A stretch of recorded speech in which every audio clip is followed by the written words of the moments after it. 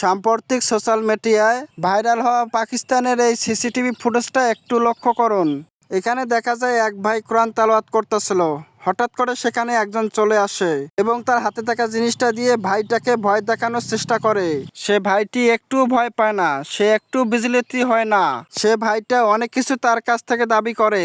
সে তার পকেট থেকে money bag, mobile phone এবং ড্রয়ার থেকে টাকা বের করে দেয়। তারপরও দেখুন তার মুখে কোনো ভয়ের ছাপ নেই বা বিচলিত হওয়ার কোনো ছাপ নেই, কেননা সে মহান আল্লাহ তাআলার গ্রন্থ কোরআন শরীফ তেলাওয়াত করতেছে।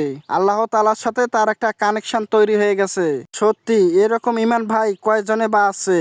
আল্লাহু আকবার। যেখানে আমরা অল্প কিছু হয়ে গেলে ভয় পেয়ে যাই, সেখানে দেখুন এই ভাইটি কিভাবে তার সাহসের পরিচয় দিচ্ছে এবং তার সাথে যে এরকম একটা ঘটনা ঘটছে এটাকে সে কোনো কিছু মনে করছে না। অতঃপর সেখানে যে ভাইটি আসছে তাকে ভয় দেখানোর জন্য, সে ভাইটিও বুঝতে পারে যে আমি যার কাছ থেকে এই জিনিসগুলো নিচ্ছি সে তো একটু বিচলিত হচ্ছে না, বরঞ্চ সে শুধু কোরআন শরীফ পড়ে যাচ্ছে। তার কাছ থেকে এই জিনিসগুলো নেওয়া আমার ঠিক হবে না। অতঃপর ভাইটির মনটা নরম হয়ে যায়।